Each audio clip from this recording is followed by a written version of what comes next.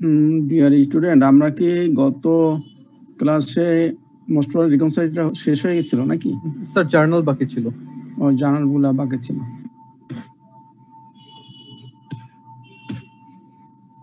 ওকে, তাহলে আমরা শুরু করতে পারি, তাই না? নাকি আর 1 মিনিট ওয়েট করবো? আর অনলি 54 জন। 8:30 তো 60-70 জন হয়ে যায়। 70-এর উপরে থাকে সবসময়। স্যার 1 মিনিট ওয়েট করে। স্যার 5 নাম্বার দেবেন 2-5। 2-5 The bank had charged the ABC's account for a customer's uncollectible check amounting to টাকা 253.20 on June 29। বলছে যে ব্যাংক হ্যাড চার্জ মানে হলো ডেবিট করা। হ্যাঁ, ব্যাংক চার্জ করেছে মানে ব্যাংক ডেবিট করে ফেলছে। কি জন্য করছে? যে একটা চেক ছিল। নর্মালি হয় কি, আমরা যখন চেক জমা দেই তখন আমাদের অ্যাকাউন্টে ক্রেডিট করে ফেলে। হ্যাঁ, কিন্তু যখন চেকটা কালেকশন হয় না তখন আবার সে ডেবিট করে নীল করে ফেলে। তার মানে একবার যদি ডেবিট করে একবার যদি ক্রেডিট করে তাহলে এটা নীল হয়ে যায়। এখন বলছে যে ব্যাংক যখনই এই মানে চেকটা যখন কালেকশনে গিয়েছে তখন টাকাটা পায়নি। কাস্টমার্স আনকালেক্টেবল চেক, মানে চেকটা আনকালেক্টেবল ছিল, চেকের এগেইনস্টে টাকাটা কালেকশন হয়নি। যেহেতু হয়নি সেই জন্য সে চার্জ করেছে, ডেবিট করেছে। কেন ডেবিট করেছে? যেহেতু আগেই চেকটা জমা দেওয়ার সময় সে ক্রেডিট করে ফেলছিল, সেজন্য সে এখন ডেবিট করে ফেলছে। তার মানে আমার অ্যাকাউন্টে ব্যালেন্স 0 হয়ে গেল। কিন্তু আমি ক্যাশ বইতে কি করেছিলাম, আমি যখন ব্যাংকে যখন জমা দিয়েছিলাম তখন কিন্তু ঠিকই আমি আমার ক্যাশ বইতে আমি ডেবিট করেছিলাম। কিন্তু যখন এই যে কাস্টমার আনকালেক্টেবল হয়েছে এটা তো আমি জানতাম না, এখন জানলাম যে এটা আনকালেক্টেবল। তাহলে এখন আমাকে ক্যাশ থেকে কি করতে হবে? লেস করতে হবে। মানে আমি তো ক্যাশ যখন করেছি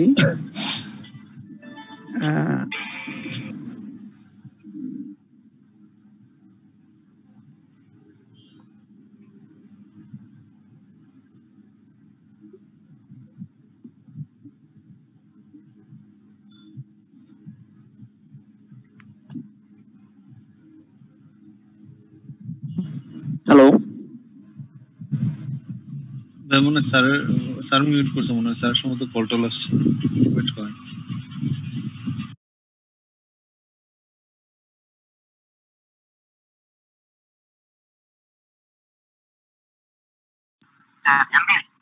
হ্যালো জি ভাইয়া। হ্যাঁ, ওখানে কি প্রথম থেকে শেষ পর্যন্ত ভিডিওগুলো আছে? মোটামুটি আছে, মোটামুটি সবগুলোই আছে থাকার কথা। শাওন ভাই সবগুলো আছে না? 98% আছে। এই ফার্স্টের দিকের গুলো মনে হয় কয়েকটা নাই, বাট ইনশাআল্লাহ এরপর থেকে সবগুলো আছে। প্রথম সপ্তাহের মনে হয় 2-3টা ক্লাস নাই। হ্যাঁ, বাকিগুলো আছে ইনশাআল্লাহ। হ্যাঁ, শাওন ভাই আপনি একটু ভালো করে খাওয়াইতে পারছো, একদম ঠিক করা লাগবে 100%। নেক্সট ফ্রাইডে তো শাওন ভাই তো চট্টগ্রাম থাকে। এখানে এটা ভাই মেবি মাইনাস করে দিতে হবে, কারণ ব্যাংক এটা কালেক্ট করছিল পরে আবার আনকালেক্টেবল করে দিল আর কি। তো ব্যাংক থেকে আমার অ্যাকাউন্টে টাকাটা কমে গেছে, এর জন্য যে চার্জটা করা হয়েছিল সেটা আর কি বিয়োগ হবে। আই থিংক এটাই।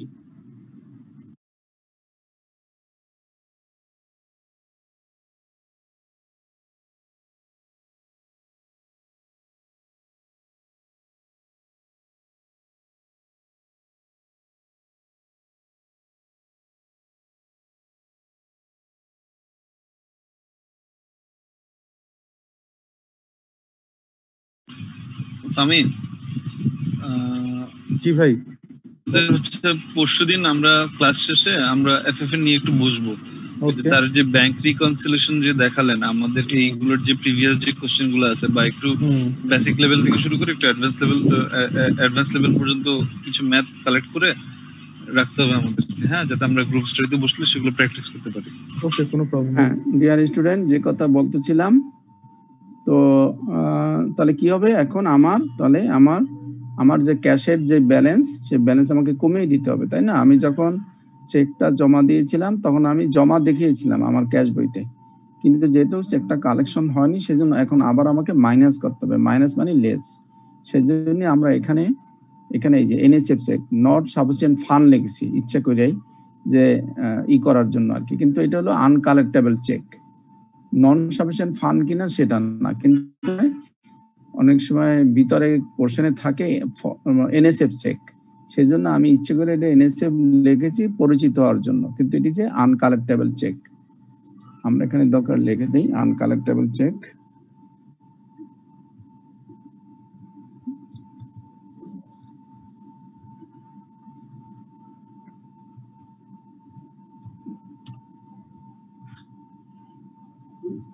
ক্লিয়ার? যিনি কোশ্চেন করছেন তিনি কি ক্লিয়ার? বুঝতে পেরেছেন যিনি কোশ্চেন করছেন? স্যার ব্যাংক তো প্রথমে চেকটাকে আগে কম্পিউটারে তো দেখবে, তা প্রথমে স্যার অ্যাকাউন্ট থেকে কাটলো কেন টাকাটা? প্রথমে তো কাটে নাই, প্রথম তো আপনার অ্যাকাউন্টে জমা করেছে। জি স্যার প্রথমে জমা করছে, তারপর জমা করার পরে যে চেক দিয়েছে তার ব্যাংকে পাঠাইছে টাকা দেওয়ার জন্য। মনে করেন আপনি আমাকে একটা চেক দিয়েছেন, জি স্যার, এই এই এই এই প্রতিষ্ঠানটা মনে করেন আমার, আপনি আমাকে একটা চেক দিয়েছেন, আমি কি করেছি আমি আমার ব্যাংকে জমা দিয়েছি। যখনই ব্যাংকে জমা দিয়েছি ব্যাংক আমার অ্যাকাউন্টে সে জমা করেছে টাকা, এটাই নিয়ম। জমা করে সাথে সাথে চেকটা আপনার ব্যাংকে পাঠানো হয়েছে টাকা দেওয়ার জন্য। যখন আপনার ব্যাংকে টাকা পাঠানো হয়েছে তখন দেখা যাচ্ছে যে আপনি যে কারণেই হোক টাকাটা পাওয়া যায়নি, হয় আপনার ফান্ডে টাকা নাই, অথবা চেক ওভার রাইটিং হয়েছে, অথবা ডেট ওভার, যে কারণেই হোক, কারণটা এখানে বলেনি, টাকাটা পাওয়া যায়নি। যখনই পাওয়া যায়নি তখনই ব্যাংক আবার কি করছে, আমার অ্যাকাউন্ট থেকে টাকাটা কমিয়ে ফেলছে চার্জ করে। অ্যাকাউন্ট ফেস চেকের ক্ষেত্রে? জি অ্যাকাউন্ট ফেস চেকের ক্ষেত্রে স্যার। হ্যাঁ অ্যাকাউন্ট ফেস চেকের ক্ষেত্রে। এটা হাউজে পাঠাই তারপরে কালেকশন। হ্যাঁ হাউজে পাঠাইয়া এটা ডিজনার হয়েছে, আসেনি। কিন্তু আমি যখন আমার ব্যাংকে পাঠিয়েছিলাম তখন তো আমি ক্যাশ বইতে আমি জমা করেছিলাম যে এত টাকা জমা হয়েছে, ধরে নিয়েছি এত টাকা জমা হয়েছে, কিন্তু আসলে তো জমা হয়নি, ও আবার কেটে নিয়েছে আনকালেক্টেবল এর জন্য। সেজন্য আমি আবার ব্যাংক থেকে আমার যে ক্যাশ ব্যালেন্স সেখান থেকে আমি আবার কমিয়ে ফেলছি। হয়নি? ক্লিয়ার? জি স্যার ক্লিয়ার। ওকে,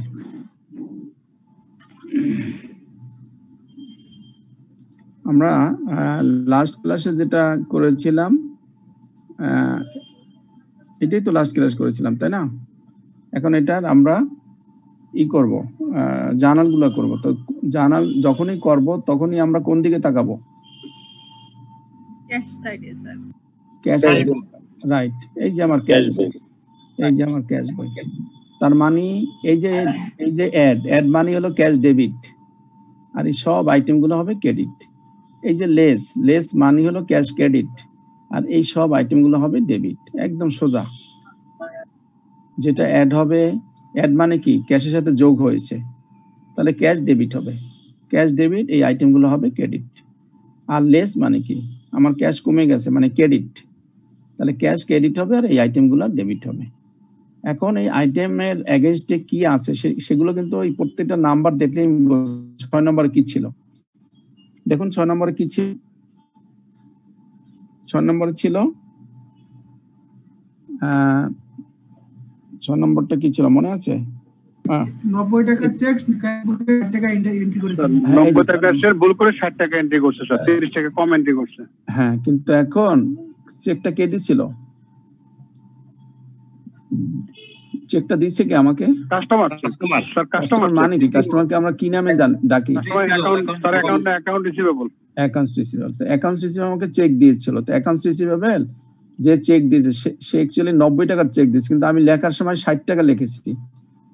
তাহলে অ্যাকাউন্টস রিসিভেবল যখন আমি চেক পেয়েছি, তাহলে অ্যাকাউন্টস রিসিভেবল তো আমার ক্রেডিট হয়েছে, আর ডেবিট হয়েছে ধরেন ক্যাশ। তাহলে অ্যাকাউন্টস রিসিভেবল ক্রেডিট হয়েছে 60 টাকা, হওয়ার কথা ছিল 90 টাকা, তাহলে 30 টাকা কম হয়েছে না? তাহলে জিনিসটা হলো রিলেটেড হলো অ্যাকাউন্টস রিসিভেবলের সাথে। সেই জন্যই এই যে 6 নম্বরে যখন দেখবো, এই যে এরর রেকর্ডিং মানে হলো কি ক্যাশ ডেবিট, যেহেতু এটা অ্যাড মানে ক্যাশ ডেবিট, আর এই 6 নম্বর যেহেতু অ্যাকাউন্টস রিসিভেবল, কাজে অ্যাকাউন্টস রিসিভেবল হবে ক্রেডিট। আমরা ক্যাশ যখন ডেবিট করব ক্যাশের ফিগারটা লিখবো না, সব ক্যাশগুলো একত্রে যোগ করে লিখবো। শুধু ক্যাশ এটা তো একবারে করছে, আমরা যদি ভেঙে ভেঙে করতে চাই ওটাও তো করতে পারবো, রাইট? যদি 6 এর জন্য একটা, 7 এর জন্য একটা, 2 এর জন্য না, একটা, ভিন্ন ভিন্ন করতে গেলে সময় বেশি লাগবে, আপনারা সেই সময়তে কভার হবে না। আপনারা একত্রে করবেন, একত্রে করলে সময় খুব কম লাগবে, মানে আপনার অর্ধেক সময় লাগবে। এখানে দেখেন 1 2 3 4 5 6, আপনাকে 6 বার ক্যাশকে ডেবিট করতে হবে বা ক্যাশকে ক্রেডিট করতে হবে, 6 বার ক্যাশ লিখতে হবে। আর এখানে একত্রে করলে মাত্র 2 বার ক্যাশ লিখতে হবে, একবার ক্যাশ ডেবিট লিখবেন, একবার ক্যাশ ক্রেডিট লিখবেন, তার মানে 4 বার ক্যাশ। আলাদা করলে স্যার আমাদের বুঝতে একটু সুবিধা হতো। আলাদা করলে কোনো অসুবিধা না, আমি বুঝাচ্ছি, তারপরে যদি আপনি না বোঝেন তখন জিজ্ঞেস করেন। এই যে ক্যাশ ডেবিট, আমি এটা মুছে ফেললাম, শুধু ক্যাশ ডেবিট করলাম, ঠিক আছে? ক্যাশ ডেবিট করলাম। আর এই 6 নম্বরটা ছিল কার জন্য? এই যে অ্যাকাউন্টস রিসিভেবলের জন্য, এই অ্যাকাউন্টস ক্রেডিট স্যার করলাম। পাশে একটা উইথিন ব্র্যাকেটে স্যার 6 দিলে কি সমস্যা হবে স্যার পাশে? না, এখানে 6 দেওয়া যাবে না, এটা শুধু আমি দিচ্ছি আপনার বোঝার জন্য, কিন্তু আপনি দিবেন না, আমি শুধু দিচ্ছি আপনাকে বোঝানোর জন্য, কিন্তু আপনি খাতায় দিবেন না। এই যে 6 নম্বরটা, উপরে যে 6 নম্বরটা, সেটা এখানে আসলো, অ্যাকাউন্টস রিসিভেবল রিলেটেড। এখন accounts receivable credit, cash debit, ক্যাশের ফিগারটা লিখলাম না, পরে লিখবো। আসেন তারপরেরটা, তারপরে কি হয়েছে, যেহেতু আমি ক্যাশ ডেবিট করছি, কাজে ডেবিট গুলো আগে শেষ করব। তারপর 7 নম্বরে কি ছিল? চেক নম্বর এত, চেক নম্বর মানে আমি চেক দিয়েছি, সোজা কথা, আর কিছু দেখার দরকার নেই, আমি দিয়েছি। আমি কাকে দেই চেক? কাস্টমার কি নাম কি কাস্টমারের? Account payable. এখানে লিখেছি অ্যাকাউন্টস পেয়েবল, তাহলে এটা হলো 7 নম্বর।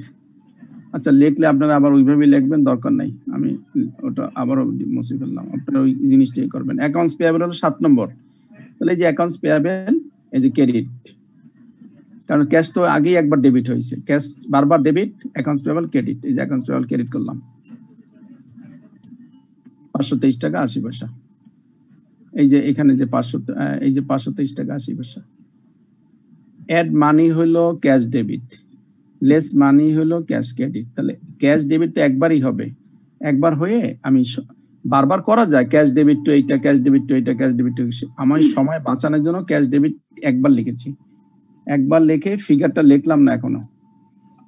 এখন এ অবলিক এ আর দিলে কি সমস্যা হবে স্যার? সময় বাঁচানোর জন্য যদি কোনো মানে ইয়া হয় স্যার, এ অবলিক আর দিলে অ্যাকাউন্ট রিসিভেবল এভাবে দেওয়া কোনো সমস্যা নাই।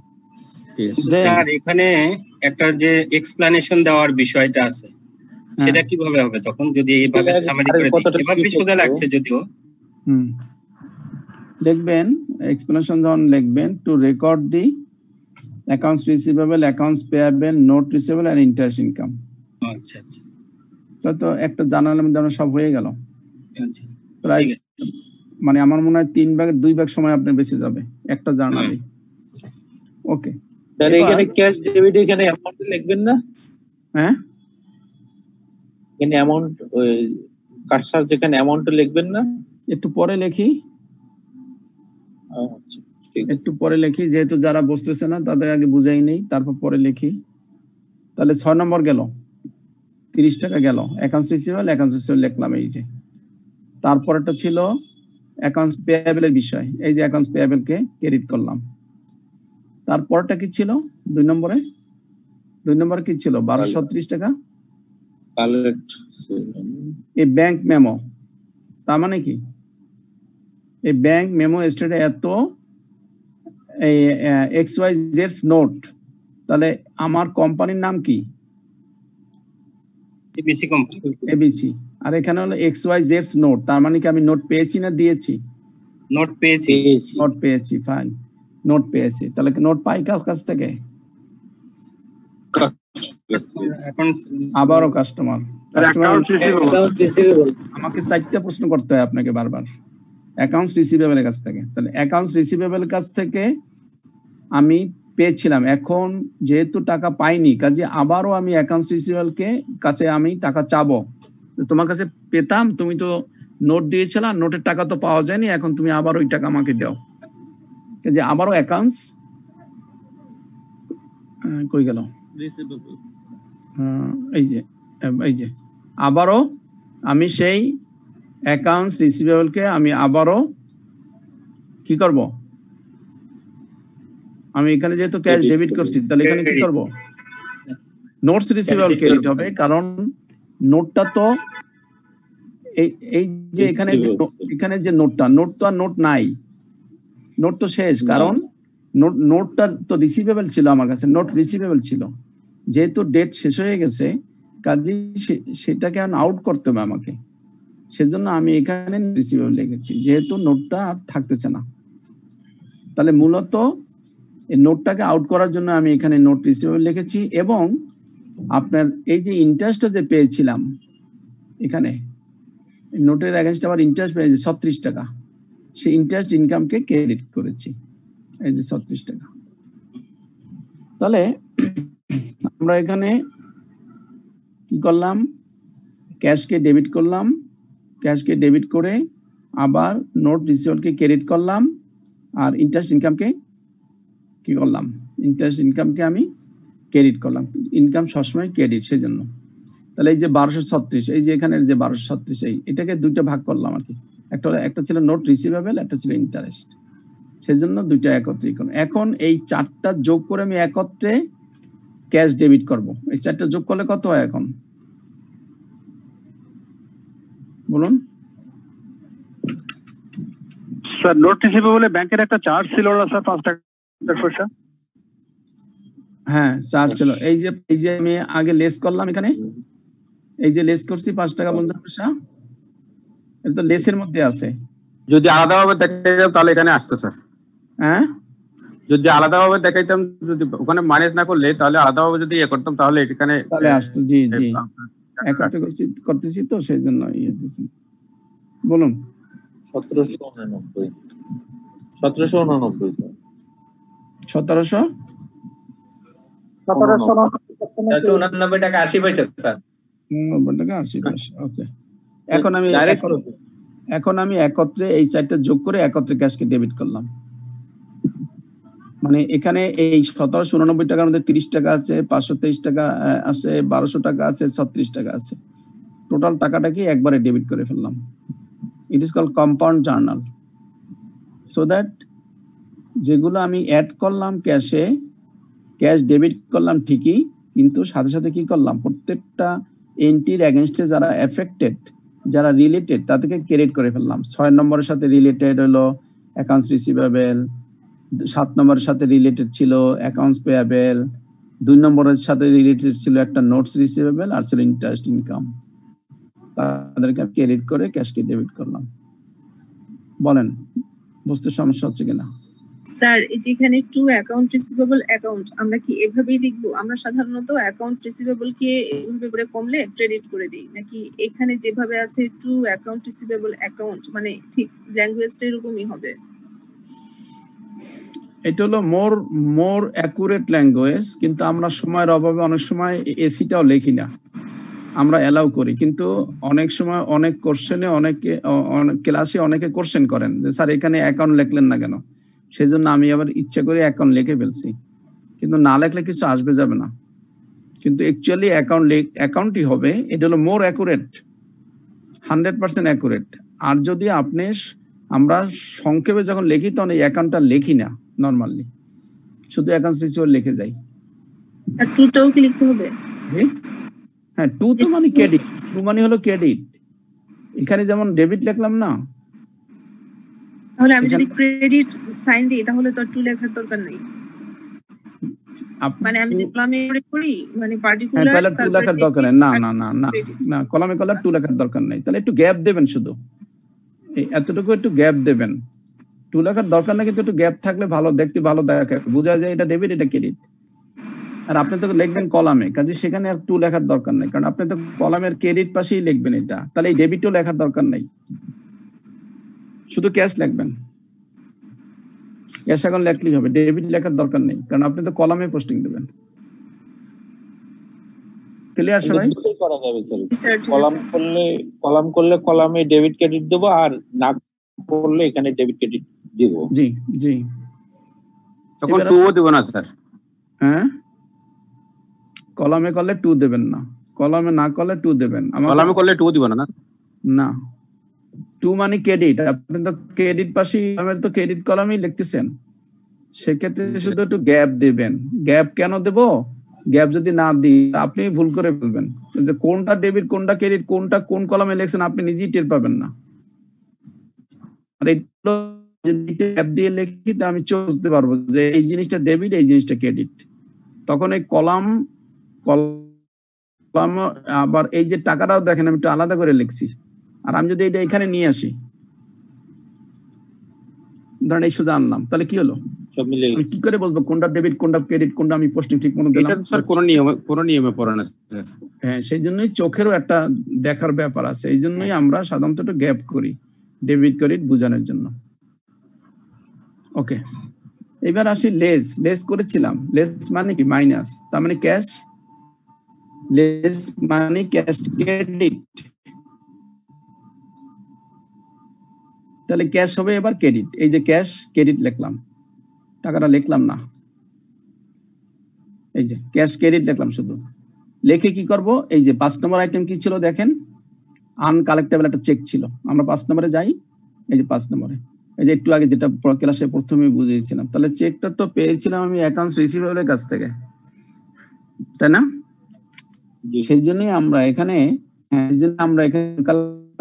কি, কিন্তু এখানে দেখেন এই যে আমরা অ্যাকাউন্টস রিসিভেবল বলেছি, কারণ কি আমি চেকটা পেয়েছিলাম অ্যাকচুয়ালি অ্যাকাউন্টস রিসিভেবলের কাছ থেকে, সেই জন্য অ্যাকাউন্টস রিসিভেবল ডেবিট করছি। আমার ক্যাশ কিন্তু এই ক্রেডিট, আর accounts receivable debit cash credit এগুলো এই এন্টিটির জন্য 5 নম্বর। আসেন 7 নম্বর। 7 নম্বর কি ছিল? ভুল লিখেছি, চেক নম্বর যেহেতু তার মানে হলো অ্যাকাউন্টস পেয়েবল, আর আমার 7 নম্বর যাওয়ার দরকার নেই, এখানে লেখাই আছে চেক নং তার মানে অ্যাকাউন্টস পেয়েবল, তাহলে 7 নম্বর হবে অ্যাকাউন্টস পেয়েবল। ক্যাশ হবে ক্রেডিট আর অ্যাকাউন্টস পেয়েবল ডেবিট। এই যে accounts payable debit cash credit, এই যে অ্যাকাউন্টস 72 টাকা লিখে ফেললাম। দেন 1 আর 2 এই দুটো মিলে 1 এ ছিল 25 টাকা ব্যাংক চার্জ, আর 2তে ছিল ওই যে 1200 টাকা যিনি কোশ্চেন করছিলেন যে ব্যাংক চার্জ ছিল এখানে, সেই ব্যাংক চার্জটা এখানে আমি একত্রে যোগ করে দিয়েছি। তাহলে 30 টাকা 50 পয়সা একত্রে ব্যাংক চার্জকে আমি ডেবিট করলাম 2 নম্বরের জন্য। সেই জন্য এখানে দেখেন ব্যাংক চার্জেস ডেবিট করলাম 30 টাকা 50 পয়সা, মানে সবগুলোকে যোগ করে একত্রে আমি ক্যাশকে ক্রেডিট করব। কত টাকা বলেন? 355 টাকা 70 পয়সা। 55 টাকা 70 পয়সা, এই যে একত্রে ক্রেডিট করে ফেললাম। এখন বলেন কার বুঝতে অসুবিধা হচ্ছে? স্যার এটা কি কলামের মাধ্যমে জার্নাল গুলো করতে হবে? এক্সপ্লেনেশন লিখতে হবে কিনা? এক্সপ্লেনেশন তো অবশ্যই লিখতে হবে। আপনি এইটা যখন আপনি পোস্টিং দেবেন, কলামে যখন পোস্টিং দেবেন, কিন্তু ন্যারেশন আপনি একটা লিখবেন, অসুবিধা নেই। একটা ন্যারেশন লিখবেন, to record the accounts receivable, accounts payable and bank service charge. এখানে লিখবেন to record the accounts receivable, accounts payable, notes receivable and interest revenue. এখন আপনি যদি এইটাকে আলাদা আলাদা করেন তাহলে আপনাকে জার্নাল করতে হবে 1 2 3 4 5 6 7টা জার্নাল করতে হবে। 7টা জার্নালে যে সময় জি ডাবল সময় লাগবে। 7টা জার্নালের ন্যারেশন সহ যে সময় যাবে ওই সময় আমি ব্যাংক রিকনসিলিয়েশন করে ফেলবো। এটা স্যার একসাথে দিলে কোনো সমস্যা নাই তো স্যার? নাই জন্য তো স্যার দিচ্ছে। আমি করলাম একত্রে, আবার আপনি আমাকে প্রশ্ন করলেন স্যার প্রথমটার এক্সপ্লেনেশন আর দ্বিতীয়টার এক্সপ্লেনেশনটা যদি বলতেন। বুঝি বা না বুঝি সেটা দ্যাট ইজ অ্যানাদার থিং, কিন্তু কোশ্চেনটা একটু স্ট্যান্ডার্ড হওয়ার দরকার। আমি এখানে একত্রে জার্নাল করলাম, আপনি কোশ্চেন করলেন স্যার একত্রে করলে কোনো ক্ষতি নেই তো? স্যার আপনার স্পিকারটা মনে হয় একটু দূরে সরে গেছে, শোনা যাচ্ছে না? একটু অস্পষ্ট মনে হচ্ছে। অস্পষ্ট হচ্ছে স্যার একটা কোশ্চেন ছিল স্যার। জি বলুন। যে 7 নম্বরে একদম শেষে একটা কথা বলা আছে যে both checks had been issued to pay. Clear হয়েছে সাউন্ড? জি স্যার। জি স্যার। জি বলুন। স্যার 7 নম্বর শেষে একটা কথা বলা আছে been issued to pay for purchase of equipment. তো এটা কিছু আমাদের বিভ্রান্ত করার জন্য দেওয়া হয়েছে, মানে এটা অ্যাকাউন্টস পেয়েবল না লিখে আমরা ইকুইপমেন্ট লিখবো বা এরকম কিছু না। জি কি বলছিলেন? 7 নম্বরের শেষ লাইনটা sir. G, both checks had been issued to pay for purchases of equipment. হ্যাঁ এখানে ছিল না। হ্যাঁ এখানে খুব সুন্দর একটা কোশ্চেন করছেন। এখানে আপনি এখানে একটা অ্যাজাম্পশন দিতে পারেন, একটা নোট দিতে পারেন। হ্যাঁ নোটটা হলো এরকমের যে আপনি যে এই যে অ্যাকাউন্টস পেয়াবেল এর পরিবর্তে এখানে আপনি ইকুইপমেন্টকেও ক্রেডিট করতে পারতেন ইচ্ছা করলে। হ্যাঁ কিন্তু আপনি ধরে নেন যে ইকুইপমেন্টটা বাকিতে কেনা হয়েছে, এখানে যদি একটা ছোট্ট নোট দেন তারা পাবে না আপনার গোল্ড মেডেল, আর যারা নোটটা দেবে না তারা সিলভার মেডেল পাবেন আর কি। বুঝতে পারছেন? নোটটা হবে এরকম যে assume that the payment was recorded at a price and the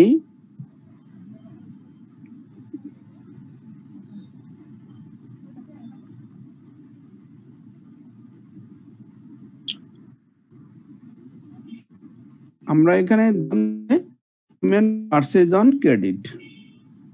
I assume that the equipment purchase on credit বাকিতে, সেই জন্য আমরা অ্যাকাউন্টস পেয়াবেল কে ক্রেডিট করেছি। আর যদি ক্যাশ হতো, ক্যাশই যদি পারচেজ করতাম, সেক্ষেত্রে কিন্তু আমরা সরাসরি এখানে দুটো ডেবিট ক্রেডিট থাকতো, একটা হলো ক্যাশ আর একটা হলো ইকুইপমেন্ট। সেক্ষেত্রে আমরা ইকুইপমেন্টকে এই অ্যাকাউন্টস পেয়াবেলের পরিবর্তে ইকুইপমেন্টকে আমরা ক্রেডিট করতাম, কিন্তু আমরা ধরে নিলাম যে বাকিতে কেনা হয়েছে, সেই জন্য আমরা অ্যাকাউন্টস পেয়াবেলকে ক্রেডিট করেছি। আর কোন question? Sir number problem number 1 এর ডি টা একটু ক্লিয়ার করা দরকার স্যার, বুঝতে পারতেছি না আমি এখানে চেকটা কি আমি পেয়েছি না আমি দিয়েছি, এই ব্যাপারটা কিভাবে বুঝবো স্যার? প্রবলেম নাম্বার 1 এর স্যার ডি এই যে চেক নম্বর, স্যার ডি নাম্বার, ডি তো বলতেছি একের, এই যে ডি চেক নম্বর বলা আছে না? হ্যাঁ চেক নম্বর বলা থাকলে তো আমি দিয়েছি।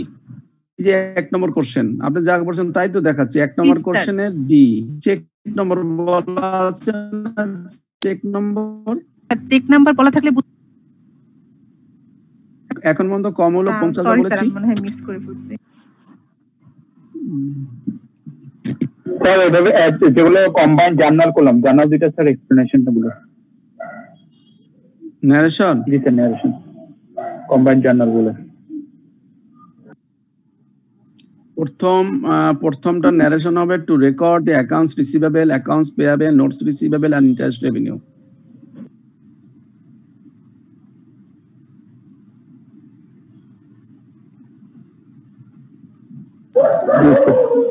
তারপরেরটা হলো to record the accounts receivable, accounts payable and bank charges. একদম সংক্ষিপ্ত একটা ন্যারেশন আর কি। আর কোন question?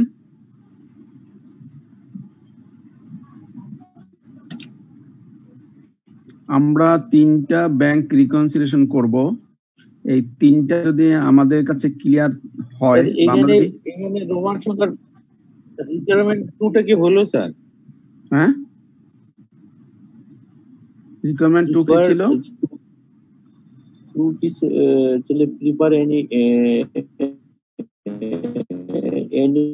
entry necessary to make the books correct and complete. এর অর্থ কি? বাংলা অর্থ কি? এ যদি বাংলা করতে যাই অর্থ কি হয়?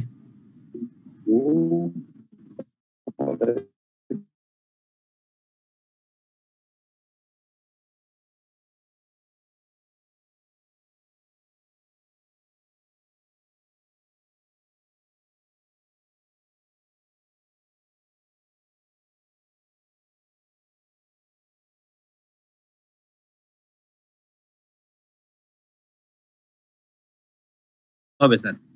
বলুন আপনার কথা আগে শেষ করেন, পরে আমারটা বলি। বলুন। যেগুলো বাদ যাবে এগুলোর সাথে যোগ করতে হবে, এটা না স্যার? এটাই তো। না আমি তো তা বলতেছি না তো, এই জন্য আগে শুনতে হয় তারপর বলতে হয়। বলার চেয়ে শোনাটা লাভবান বেশি। ঠিক আছে, আপনি যা কোশ্চেন করবেন সব আমি নিজেই আগে বলে দেব, আমার বলবে না। কিন্তু আপনারা আগে বললে হয় কি আমারও ডিস্টার্ব হয়, আপনারা বোঝেন না। আপনি সব কোশ্চেন কিন্তু আমি উত্তর নিজের কোশ্চেন বানাইয়া নিজেই উত্তর দিয়ে দেই।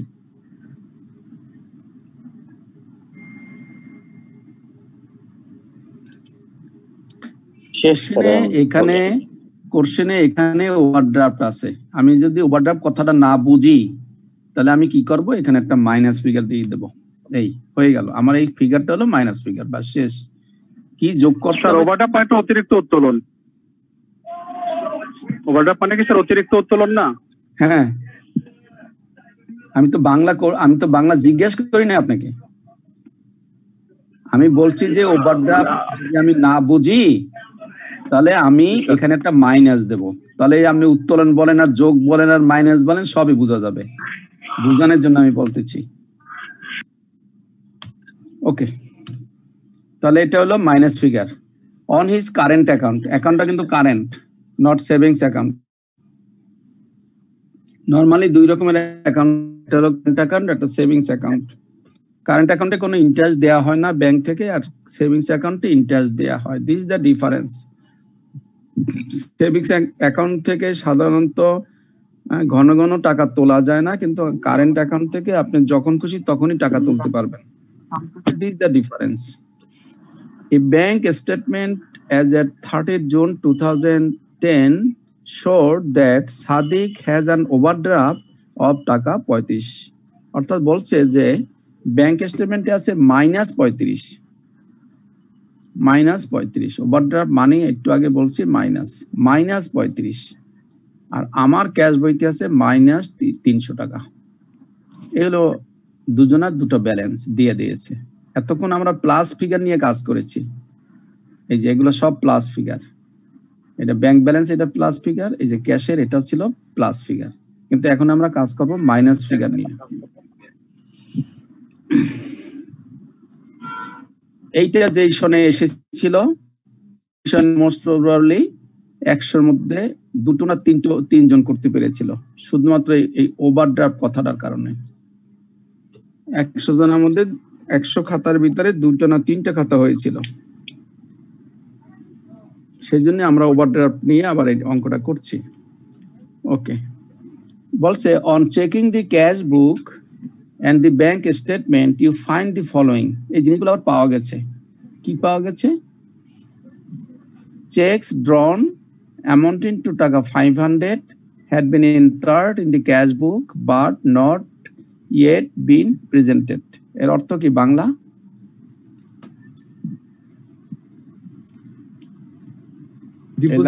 বাংলা অর্থ কি? 500 টাকার চেক দেওয়া হয়েছে কিন্তু ব্যাংক থেকে উত্তোলন হয়নি। বাংলাটা সঠিক হয়নি, আবার বলেন। স্যার 500 টাকার চেক উত্তোলন হয়েছে কিন্তু লেখা হয়েছে, আমার বইতে লেখা হয়েছে, সরি স্যার 500 টাকার চেক দিয়েছে বাট এটা এখনো আপনার প্রেজেন্ট করা হয়নি, মানে চেক ইস্যু করছি বাট এটা আমরা সাবমিট করা হয়নি স্যার। রাইট, তাহলে বুঝতে হবে যে আমি চেক ইস্যু করেছি, কারণ এই ভাষাটা দিয়ে অ্যাকচুয়ালি প্র্যাকটিস কম থাকলে আমি বুঝতে পারা যাচ্ছে না যে চেক কি আমি পেয়েছি না আমি দিয়েছি। কাজেই এখন যেহেতু এইটা দিয়ে কিছুটা বোঝা যাচ্ছে যে চেকটা আমি দিয়েছি, কারণ এখানে বলছে নট ইয়েট বিন প্রেজেন্টেড, এখনো উপস্থাপন করা হয়নি, তার মানে হলো আমি চেকটা দিয়েছি। আর এখানে ড্রন দিয়া অনেক সময় কনফিউশন হয় যে আমি কি পেয়েছি না আমি দিয়েছি। তাহলে এখান থেকে বোঝা যাচ্ছে এখানকার এই ড্রন মানে হলো ইস্যু, তার মানে আমি চেক ইস্যু করেছি। এটা স্যার উইথড্রন থাকলে কি হবে স্যার? কোনখানে উইথড্র থাকবে? চেক উইথড্র এরকম থাকতে পারে স্যার? হ্যাঁ বলেন, ভাষাটা বলেন। চেক উইথড্র এরকম লেখা থাকতে পারে স্যার? Withdraw, cheque withdraw. জি স্যার। চেক উইথড্র এমনই টাকা এত, এরকম জীবনে আমি পাইনি কখনো। Sorry sir. তাহলে ড্রন, এখানে ড্রন অর্থটা এখানে বোঝাচ্ছে যে ইস্যু। কিভাবে বুঝলাম এই লাস্টের এই ল্যাঙ্গুয়েজ দিয়া, হ্যাড নট বিন প্রেজেন্টেড, এখনো উপস্থাপন করা হয়নি। হ্যাঁ, আর যদি আমি তার মানে এটা থার্ড পারসন করেনি, থার্ড পারসন এটা প্রেজেন্ট করেনি, তার মানে থার্ড পারসন মানি হলো তাহলে আমি চেকটা ইস্যু করেছি, সেজন্য এখানে ড্রন মানি হলো ইস্যু। আবার অনেক সময় অনেক ড্রন কিন্তু রিসিভও বোঝা যায়। যাই হোক, এখানে আমি ক্লিয়ার হইলাম। তাহলে একটা চেক ইস্যু করেছি, চেকটা এখনো ব্যাংকে প্রেজেন্ট করা হয়নি, দ্যাট মিনস এই চেকটাকে কি চেক বলে? আউটস্ট্যান্ডিং। Outstanding check. তাহলে আমি প্রথম কি করবো? ব্যাংক রিকনসিলিয়েশন করব, আমি আগে সাদিকস বুকস লিখবো, এইভাবে লিখে নেব, তারপর লিখবো ব্যাংক রিকনসিলিয়েশন স্টেটমেন্ট এজ এট 30th June 2010। এরপরে এই যে ব্যাংক ব্যালেন্সটা আমি লিখলাম -35, এই যে ব্যাংক ব্যালেন্সটা লিখে নিলাম -35, ক্যাশ ব্যালেন্সটা লিখলাম এই যে minus balance as per cash বুক, এই যে 300 মাইনাস, এখানে -300 আর ওখানে -35, এই দুটো আগে লিখে নিতে হবে আমাদের। আর উপরে সবসময় কোম্পানির নাম, bank reconciliation statement for the month of, এগুলো লিখে নিতে হবে। এরপরে আমি দুইটা ব্যালেন্স লিখে নিলাম, 35 লিখে নিলাম, 300 লিখে নিলাম। এখন নাম্বার 1টা যেটা আলোচনা করেছি সেটা হলো আউটস্ট্যান্ডিং চেক। তার মানে হলো আমার ক্যাশ থেকে আউট হয়েছে কিন্তু ব্যাংক থেকে আউট হয়নি, তাহলে ব্যাংক থেকে আউট করতে হবে। সেজন্য ব্যাংক ব্যালেন্স কোনটা? এই যে ব্যাংক স্টেটমেন্ট, এইটা হলো ব্যাংক ব্যালেন্স, এখান থেকে মাইনাস করতে হবে। এই যে মাইনাস করলাম, এই 1 নম্বর আনপ্রেজেন্টেড চেক, এই যে মাইনাস করলাম।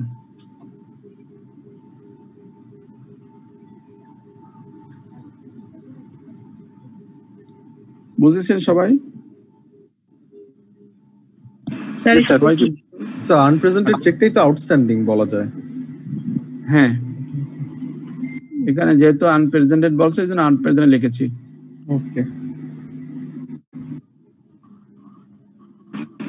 স্যার, এই যে অ্যাড এবং লেস, আমি তো আসলে 1 নাম্বার থেকেই পড়াটা শুরু করব। সো অঙ্কটা কি আমি আগে একবার পড়ে আগে মার্ক করে নিব যে ব্যাংক অংশ থেকে কি কি অ্যাড হবে আর কি কি লেস হবে, যাতে করে আমি মানে এভাবে করে সাজাতে পারি?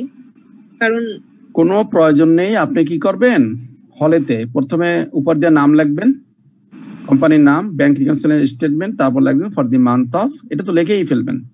এবং এটা দুইটা পেজে দুইটা লিখবেন, একটা ক্যাশের জন্য একটা ব্যাংকের জন্য, এক পেজে না লেখাই ভালো। পাশাপাশি দুইটা পেজে লিখে নেবেন। লিখে একটাকে বানাবেন ব্যাংকের জন্য, সেখানে লিখবেন balance as per bank statement, এইগুলো 1 পৃষ্ঠায়। আরেক পৃষ্ঠায় গিয়ে আপনি লিখবেন ব্যালেন্স অ্যাজ পার ক্যাশ বুক, লিখে নিলেন। এরপরে এখানে একটা অ্যাড লিখবেন, একটু নিচে লেস লিখবেন, এমন ভাবে লিখবেন যেন এখানে 3-4টা আইটেম লেখা যায়, এরকম একটা জায়গা রেখে। স্যার আমি সেটাই জানতে চাচ্ছিলাম যে আসলে কত লাইনটা গ্যাপ রাখবো, একটু বেশি হলে সমস্যা হয়ে যাবে কিনা? না, আপনি দেখেন এখানে আপনার এই কয়টা, 8টা, এই যে 8 নম্বর। আচ্ছা হ্যাঁ, 8টা এন্ট্রি। আপনি ঘর করতেছেন কয়টা? 1টা 2টো 3টা 4টা, 2টা অ্যাড 2টা লেস, তাই না? জি। তাহলে এভারেজে ধরেন একটা অ্যাডে বা একটা লেসে ম্যাক্সিমাম হলে এভারেজে 2টো করে ভাগে পড়ে, তো সেখানে আপনি 4টা জায়গা রাখেন, অসুবিধা কি? বা 3টা জায়গা রাখেন, সমস্যা কি? এরকমের 3টা বা 4টা লাইন লেখা যায়, এরকম জায়গা রেখে আপনি অ্যাড এবং লেস লিখে নেবেন যদি আপনি সময় বাঁচাতে চান। এরপরে আপনি যে এন্ট্রি যেখানে আসবে সেই এন্ট্রি সেখানে লিখবেন, আপনি মিনিমাম 10 মিনিট বেশি যাবে। স্যার কি ফর্মে করা যাবে না? জি, কি ফর্মে করা যাবে না? স্টেটমেন্ট আকারে না করে কি ফর্মে? ব্যাংকটা এক পাশে পাবেন না, মার্ক পাবেন না, পাস করবেন না।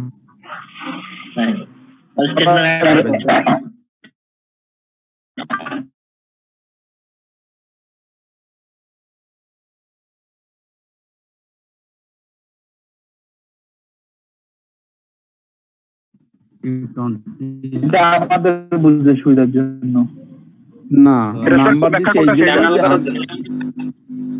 নাম্বারটা দিয়েছি এই জন্য যে আমি করার জন্য, দ্যাট মিনস এখানে যদি কখনো ব্যাংক রিকনসিলিয়েশন না হয়, না মিলে, ইন দ্যাট কেস আমি সিরিয়াল ধরে যেতে পারবো যে এই যে 1 করেছে কিনা, 2 করেছে কিনা, 3 করেছে কিনা,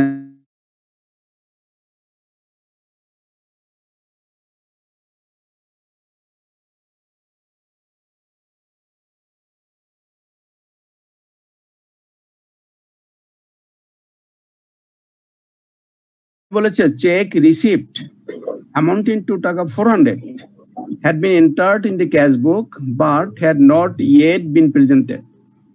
অর্থ কি?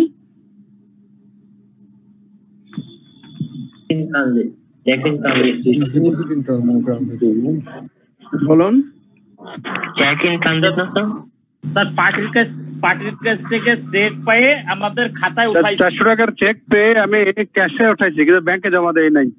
রাইট, মানে এখানে দেখেন এটা কিন্তু নট ইয়েট বিন প্রেজেন্টেড, আর এটাও কিন্তু দেখেন নট ইয়েট বিন প্রেজেন্টেড, কিন্তু এখানে ড্রন লেখছেন, এখানে রিসিভ লেখছে। This the difference. আর কিন্তু সবই এক, দেখেন ভাষা সব এক, তার মানে এখানে ইস্যু, এখানে রিসিপ্ট, বুঝাই যাচ্ছে। ড্রনের মানে না জানলেও এখান থেকে একটু আন্দাজ করে নেওয়া যাবে যে এটা আসলে ইস্যু। হ্যাঁ হ্যাঁ, এখানে যদি রিসিভ হয় এখানে ড্রন মানে ইস্যু, সেখান থেকে বোঝা যাবে। নট ইয়েট বিন প্রেজেন্টেড সেটাও বোঝা যাবে। হ্যাঁ, আর এখানে নট ইয়েট বিন প্রেজেন্ট লিখেছে, কিন্তু এখানে যেহেতু রিসিভ করেছে তাতে বোঝা যাচ্ছে যে আমি প্রেজেন্ট করি নাই।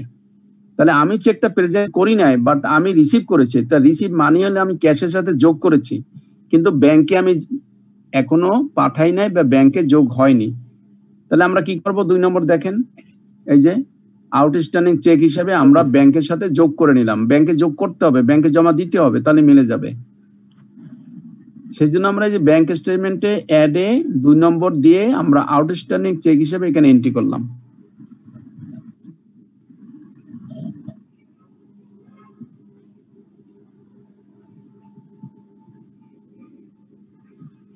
ক্লিয়ার সবাই?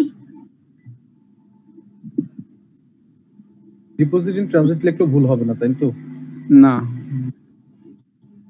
না, এটা তো ডিপোজিট ইন ট্রানজিট না। ও হ্যাঁ, এটা ডিপোজিট ইন ট্রানজিট, সরি। হ্যাঁ,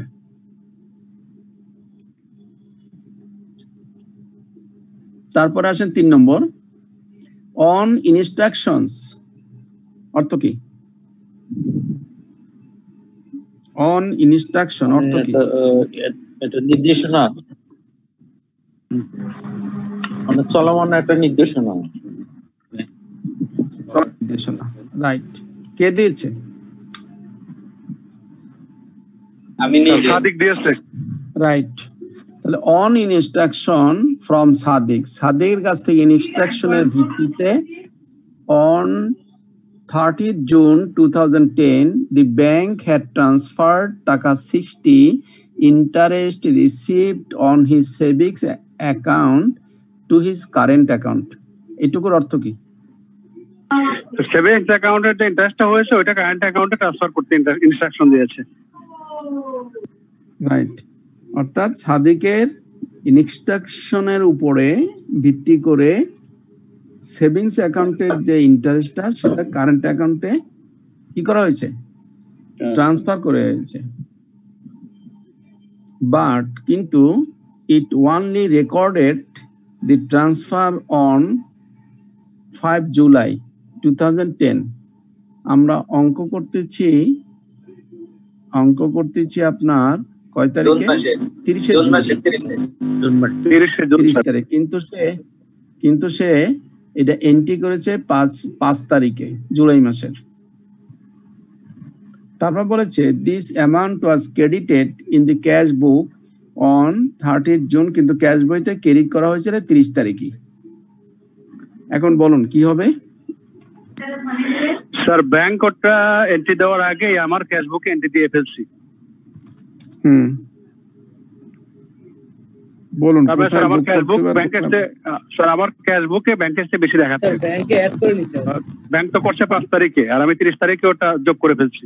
জি, কি করতে হবে বলুন? ব্যাংকে আবার ডিপোজিট করতে হবে। ব্যাংকে অ্যাড করতে হবে স্যার। ব্যাংকে অ্যাড করতে হবে। আর কিছু? স্যার প্রশ্নটা আবার একটু আলোচনা করা যায়। বলো স্যার সাদিক বইতে অ্যাড করতে। সাদিকের বইতে তো অ্যাড করাইছে, ওরা হয়ে গেছে। সাদিকের বই তো অ্যাড করেই ফেলছে, বাট ব্যাংক এখনো করেনি। ব্যাংক করছে হলো জুলাই 5 তারিখে।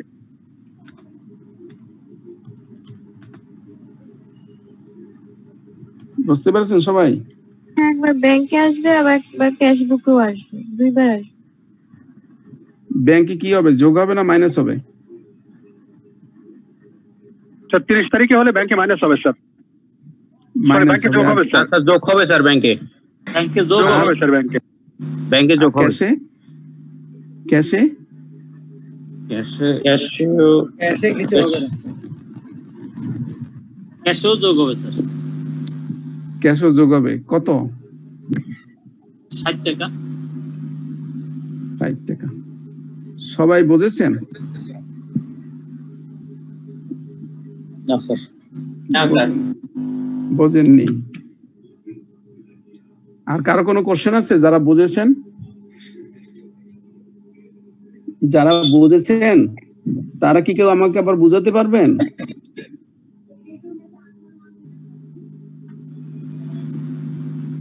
আর এটা ব্যাংকে অ্যাড হবে 60 টাকা। এটা জাস্ট নরমাল ব্যাংকে অ্যাড হবে, আর তো কিছুই না, তেমন জটিল কিছু হবে না। আর কিছুই হবে না। সবাই একমত? ওকে, তাহলে আমার এই এতদিনের কষ্টটা বৃথা গেল আর কি। আচ্ছা, এটা সাদিক ইনস্ট্রাকশন দিচ্ছে আসলে। স্যার আপনি আগে সমাধান বললেন না, তার আমি একটু আলাপ করি স্যার। এই যে স্যার এখানে যে একটা প্রশ্ন আসছে স্যার, যে ক্রেডিটেড, এই ক্রেডিট এই যে sir was credited on the cash book on 30 July, এটার মিনিংটা স্যার কি আসে স্যার? এর মিনিং না বুঝলে আপনি এই ব্যাংক রেজিস্ট্রেশন করবেন কিভাবে? স্যার পারে না জানি তো বিয়োগ যাবে, এটা বিয়োগ যাবে, এটা বাদ যাবে। ক্রেডিট মানে ক্রেডিট করেছে, ক্যাশ বইতে ক্রেডিট করেছে, দিস অ্যামাউন্ট মানে ওই যে 60 টাকা, ওই 60 টাকা হ্যাঁ, ওয়াজ ক্রেডিটেড ইন দি ক্যাশ বইতে ক্রেডিট করছে অন 30 জুন 2010। এই জুনের 30 তারিখে ক্যাশ বইতে ওই টাকা ক্রেডিট করা হয়েছে, সেটা অ্যাড ব্যাক করতে হবে স্যার। তাহলে এখন ডেবিট করতে হবে ক্যাশ বুকে, তাহলে তো স্যার ডাবল হবে স্যার। কত হবে? 160 টাকা 120 টাকা হবে, 60 দুগুণে 120। আর হচ্ছে যে ক্যাশ বুকে অ্যাড হবে 60 টাকা। এই বলেন ক্যাশ বইতে অ্যাড হবে 120, আবার বলেন ক্যাশ বইতে অ্যাড হবে 60 টাকা। কথাটা অর্থ তো বুঝতে পারলাম না। ক্যাশ বইতে দুইবার অ্যাড হবে না, ক্যাশ বইতে একবার হবে স্যার। ব্যাংকের বইতে হবে স্যার 60 টাকা, শুধু 60 টাকা। আর ক্যাশ বইতে হবে 120, 60 গুণ 2। রাইট। তার মানে হলো যে প্রথম আসি আমি ব্যাংক কি করেছে, ব্যাংক সে ওই 30 জুনের মধ্যে সে এই করেনি। দ্যাট মিন্স আপনার সেভিংস অ্যাকাউন্ট থেকে যে নিয়েছে সেটা গেছে 5 তারিখ, তার মানে করতে হবে তো 30 তারিখ। তাহলে ব্যাংকে এটা যোগ হবে। এটুকু তো কি এতটুকু আমরা বুঝছি কিনা যে ব্যাংকে যে যোগ হবে? হ্যাঁ, এটা তো অবশ্যই স্যার। আচ্ছা, এতটুকু যদি বুঝে থাকি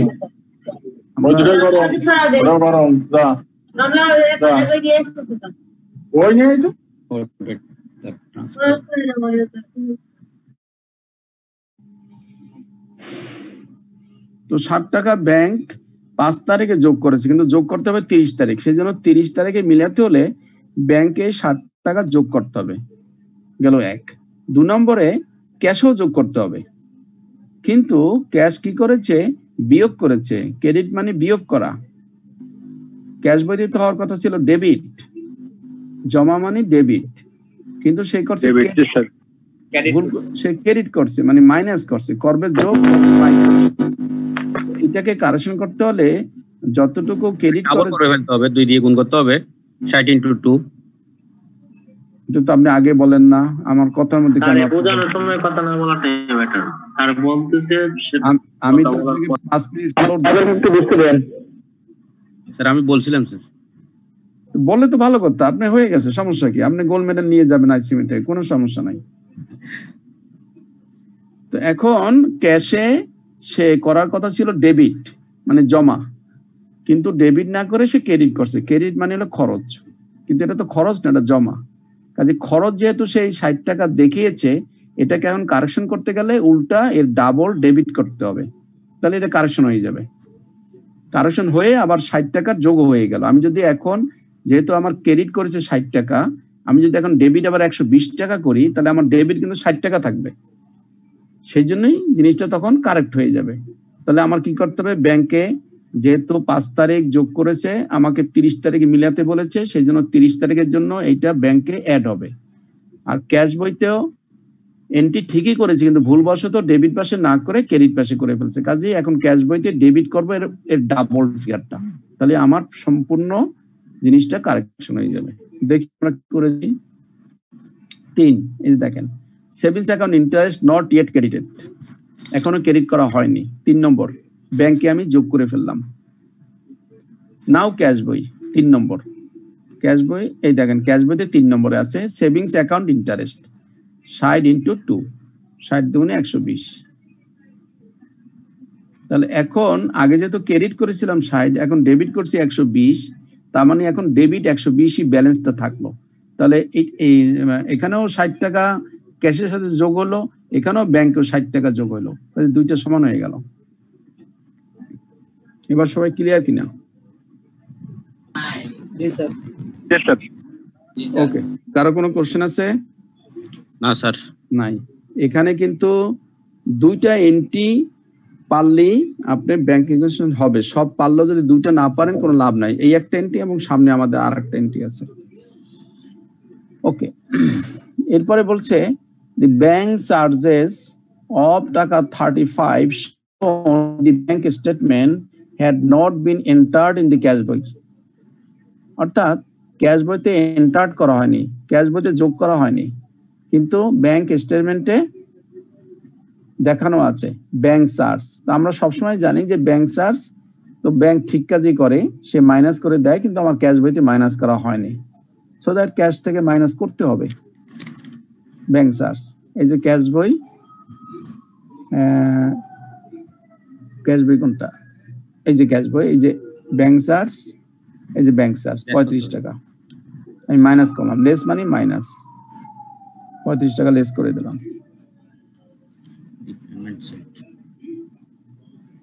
ওকে, দেন number 5, the payment side of the cash book had been undercast by টাকা 10, অর্থ কি? ক্যাশ বুকের পেমেন্ট সাইড থেকে কম লেখা হয়েছে, 50 টাকা কম লেখা হয়েছে, কম দেখানো হয়েছে। হ্যাঁ এটাই স্যার। না, এর বাংলা হবো হয় না, ফলে ভুল হয়েছে রাইট। টাকা কম দেখাচ্ছে স্যার, আপনার এটা চার্জে লাগাতে হবে। আমি একটু চার্জারটা ল্যাপটপে চার্জে লাগা দেন। জি জি, একটু 1 সেকেন্ড, আমার চার্জ শেষ হয়ে গেছে।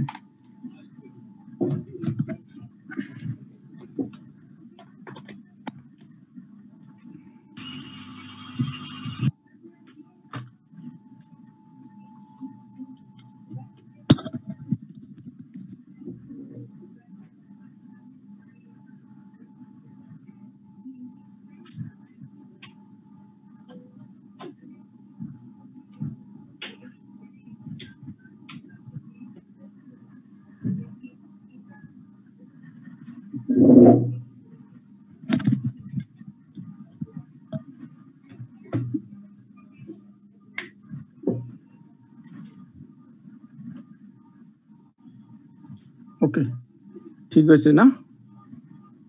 জি বলুন, কি কি জানি বলছিলেন?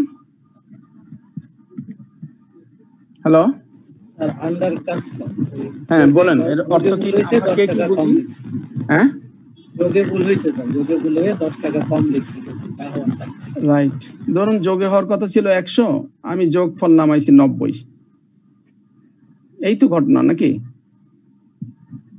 আন্ডারকাস্ট মানে যোগ করতে কম যোগ করেছি, আর ওভারকাস্ট বেশি করে বেশি যোগ করেছি। অনেক সময় অঙ্কে ওভারকাস্ট হতে আমি আন্ডারকাস্ট দিয়ে করালাম, ফলে গিয়ে দেখলেন, ফলে গিয়ে পাইলেন ওভারকাস্ট, তাহলে কি খুব বেশি সমস্যা হবে? না স্যার, সমস্যা হওয়ার কথা না।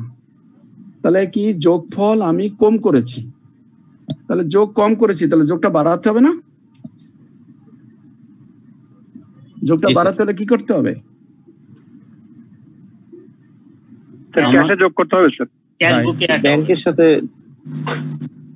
যেহেতু পেমেন্ট সাইড এটা লেস করতে হবে, ক্যাশ লেস করতে হবে স্যার। ঠিক আছে স্যার, হ্যাঁ, তাহলে অ্যাকাউন্ট পেবল থেকে ব্যাংকের কোনো সম্পর্ক নাই, তো কি জানি আমার বলেন, অ্যাকাউন্ট পেবলের ওখানে যোগ করতে হবে আর কি স্যার, ওটা হিসাবে। জি, ক্যাশ বই থেকে বাদ দিতে হবে স্যার। ক্যাশ বই থেকে পাচ্ছি।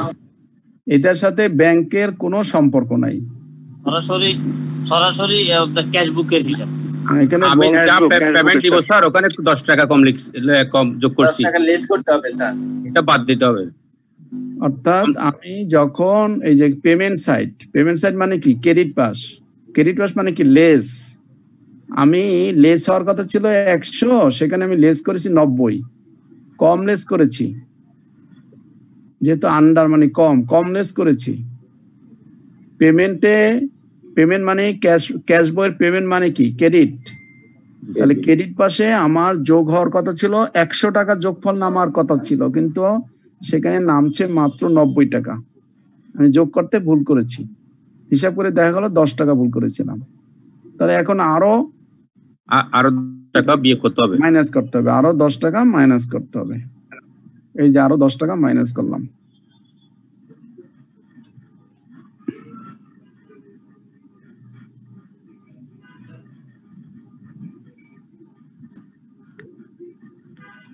স্যার এটা রিসিভ সাইটে হতে পারতো?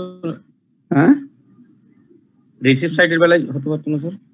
রিসিভ সাইটের বেলায় না এরকম দিয়েও হতে পারে নাকি স্যার? কি তাহলে অ্যাড হবে, যদি রিসিভ সাইড হয় তাহলে অ্যাড হবে। The receive sides of the cash সাইডে আন্ডারকাস্ট হচ্ছে, রিসিভ সাইডে আন্ডারকাস্ট হতে পারে। হ্যাঁ এটা আছে, এইটা আগে আপনার কনসেপ্টটা ক্লিয়ার করেন। এইটা হইলে আপনি আরো 10টা দিলে পারবেন। আগে এইটুকু ক্লিয়ার হন যে এইটা বুঝছি স্যার। এটা বুঝলে ওই রিসিভ সাইড এটা কোশ্চেন কেন করেন, এটা তো আপনি এটা বুঝলে তো ওইটারও পারার কথা, তাহলে তো কোশ্চেন করার কথা না। আপনি যদি এই আন্ডারকাস্টটা কেন লেস হয়েছে বুঝতে পারেন, তাহলে ওভারকাস্ট দিলে কি হবে সেটা তো বুঝবেই না। আমি তো আগেই বললাম। জি স্যার, ইট ইজ আন্ডারকাস্ট। স্যার এই যে আন্ডারকাস্ট এখানে 10 মাইনাস করলাম, কিন্তু এইটা আসলে কোন জায়গায় প্লাসটা করছিলাম? কোথায় প্লাস করছিলেন? কোন জায়গায় প্লাস করেননি। মানে না মানে এটা যে হিসাবের কথাটা বললেন স্যার 100 টাকার জায়গায় 90 টাকা হয়েছে। ক্যাশ বই মাইনাস করার কথা ছিল 100 টাকা, 90 টাকা মাইনাস করছে, তো 10 টাকা মাইনাস করতে হবে, এটা করে নিছি এখন। এই লাইনটা আবার পড়েন, 2 বার পড়েন কি বলছে এখানে। 5 নম্বর 2 বার পড়েন মন দিয়ে। Side of the cash book has been under cast by টাকা 10। প্রথম হলো ব্যাংক না ক্যাশ বই, সেটাকে আগে সিদ্ধান্ত নিতে হবে। এটা বলছেন কিনা বলেন। ক্যাশ বুক এটা বলছেন। ক্যাশ বই পেমেন্ট সাইড মানে কি? পেমেন্ট সাইড মানে ক্রেডিট পেমেন্ট সাইড মানে ক্রেডিট, আর একটা হলো ডেবিট সাইড জমার সাইড। একটা হলো জমা, একটা হলো খরচ। পেমেন্ট মানে এখানে খরচা, আর জমা মানে ডেবিট। ক্যাশ বই ডেবিট মানে জমা, ক্যাশ বই ক্রেডিট মানে খরচ বা পেমেন্ট। সে খরচ ধরেন 10,000 টাকা হয়েছে, কিন্তু আপনি যখন ক্যালকুলেটর দিয়ে টান দিয়ে যোগ করছেন, তখন যোগ করে নামাইছেন 9,990 টাকা, কিন্তু ভিতরে তো আসলে তো আছে 10,000 টাকা। আপনি যোগফল নামিয়েছেন 9,990 টাকা। বুঝতে পেরেছেন নাকি বোঝেননি?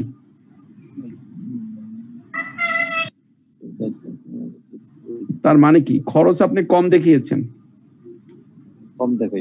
খরচ হওয়ার কথা ছিল 10,000, অথবা আরো ছোট ফিগারই বলি, খরচ হওয়ার কথা ছিল 100 টাকা, আপনি সেখানে খরচ দেখাইছেন 90 টাকা। তাহলে খরচটা 10 টাকা কম দেখিয়েছেন, কিন্তু ভুল। আমার স্টেটমেন্টে বেশি আছে ওই জন্য কম। হ্যাঁ 10 টাকা কম আছে মানে আমার স্টেটমেন্টে এখন বেশি আছে, হ্যাঁ আমি 10 টাকা কম। হ্যাঁ সেই জন্য এখন এই 10 টাকা মাইনাস করলেই ঠিক হবে। মাইনাস করেছেন কম, সেজন্য একটু মাইনাস করলাম। অর্থাৎ এই 10 টাকা যোগে কম দেখেছেন দিকে এখানে 300 টাকা আসছে মাইনাস। আর তা নাহলে এইটা হয়তো কত, এটা হয়তো 310 মাইনাস হইতো, সেখানে এই 10 টাকা ভুল করছেন দেখে এখানে 300 টাকা আসছে। ওকে, তারপর কি আছে? তারপর বলছে যে ডিভিডেন্ড রিসিভড of টাকা 200 had been paid direct into the bank and not entered in the cash বই। আপনি শেয়ারের ব্যবসা করেন, সেই জন্য যে কোম্পানির শেয়ার ছিল সেই কোম্পানি সরাসরি আপনার ব্যাংক অ্যাকাউন্টে টাকা পাঠিয়ে দিয়েছে 200 টাকা আমার সাইডে যোগ করব and not entered in the এখানে যোগ করব ক্যাশ বুক, কিন্তু এখনো ক্যাশ বইতে যোগ করা হয়নি, ক্যাশ বইতে এন্টার্ড করা হয়নি, ক্যাশ বইতে যোগ করা হয়নি, কিন্তু ব্যাংকে সরাসরি টাকাটা জমা হয়ে গেছে। যোগ করবেন তাহলে এখন কি হবে? ক্যাশ বইতে যোগ করব স্যার, ক্যাশ বইতে ক্যাশ বুকে অ্যাড হবে জি রাইট। তাহলে আমার ক্যাশ বই কোনটা 300, তার সাথে এই যে dividend paid directly by bank, dividend paid directly by bank জমা করলাম, এই যে অ্যাড 200 টাকা জমা করলাম।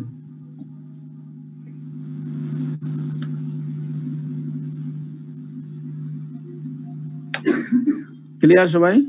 জি স্যার ক্লিয়ার স্যার। এটা কত নম্বর কারণ ছিল? আমরা যে কতগুলো কারণ বলছি তার কত নম্বর কারণ? স্যার এটা কি স্যার মিসকমিউনিকেশন? আমরা 5টা কারণ বলছি, কত নম্বর কারণ এটা?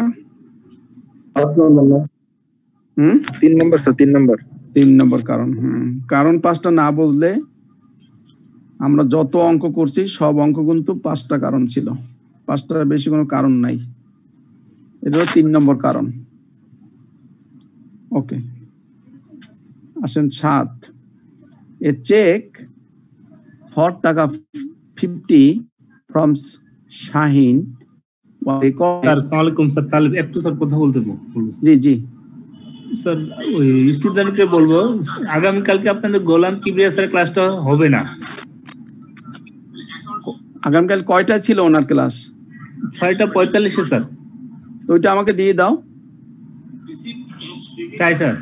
হ্যাঁ স্যার আপনি রানিং থাকেন, আমি আপনাকে জানাচ্ছি। তাহলে আপনাকে ওই গোলাম কিবরিয়া স্যারের জায়গাটা আপনি নিতে চাচ্ছেন, আর গোলাম কিবরিয়া আপনার যে জায়গাটা একটু স্যার গোলাম কিবরিয়া স্যারকে দিতে হবে স্যার। তাহলে আমার কোন জায়গায়? মঙ্গলবার? হ্যাঁ দেখি স্যার, আমি আপনাকে জানাচ্ছি স্যার, জানা হয় না বলতেছি। আচ্ছা আচ্ছা ঠিক আছে। জি স্যার, আপনারটা মঙ্গলবার স্যার। হ্যাঁ সেটাই বলছি। আচ্ছা যদি থাকে স্যার আমি আপনাকে জানাচ্ছি, তবে কালকে ক্লাসটা হচ্ছে না গোলাম কিবরিয়া স্যারের। হ্যাঁ, তো উনি না নিতে পারলে আমি নিতে পারতাম 5:45টায়, যদি তুমি দাও আমাকে। আচ্ছা স্যার আমি জানাচ্ছি আপনাকে। আচ্ছা আচ্ছা ঠিক আছে। ওকে, তাহলে কি হলো? A check for টাকা 50 from Shaheen was recorded and banked on 24 June. এর অর্থ কি এটুকু আমরা বুঝতে পারছি বাংলা? স্যার শাহিন থেকে 50 টাকা রিসিভ করে স্যার এটা রেকর্ডও করা হয়েছে এবং ব্যাংকে 24 তারিখে জমাও দেওয়া হয়েছে। ভুল বলছেন, বলেন আরেকজনে। Sir, a check of Taka 50 from Shaheen was recorded and banked.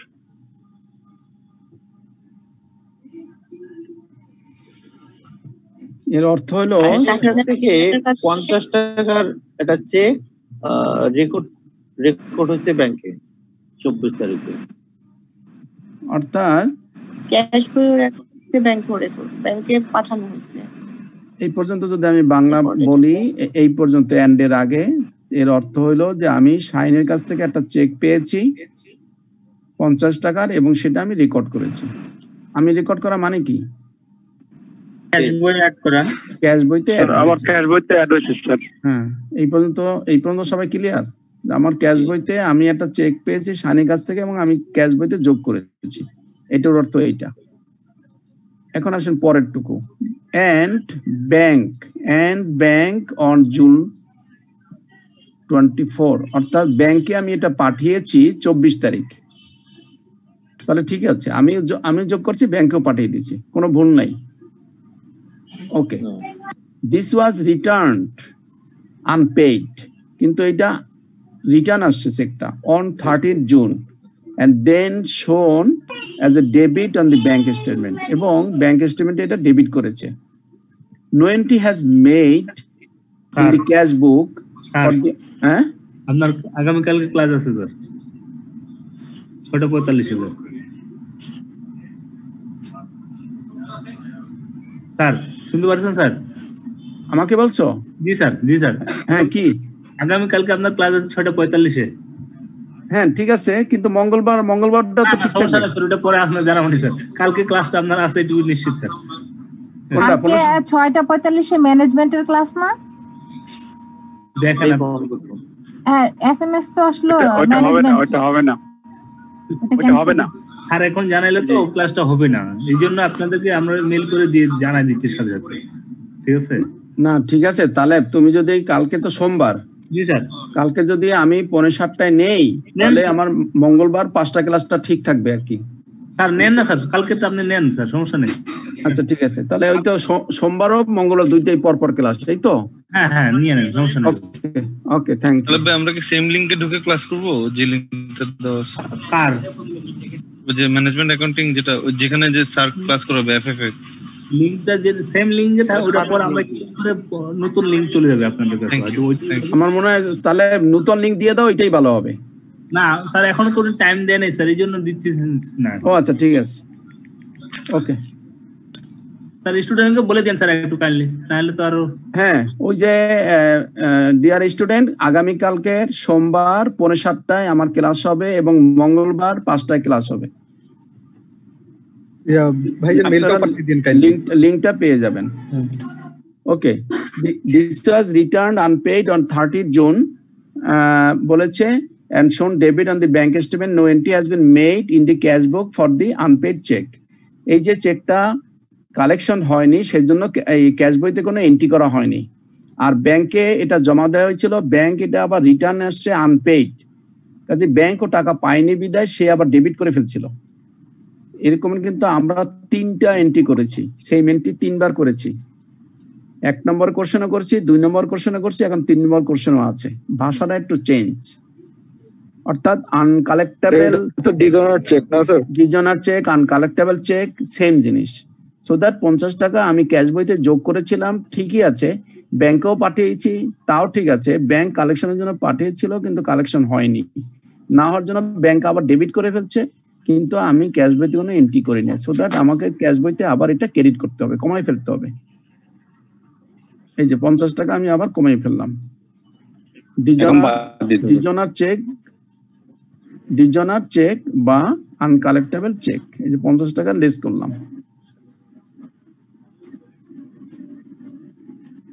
Last one হলো 8 নম্বর, বলেছে check issued to Zahir for টাকা 25 was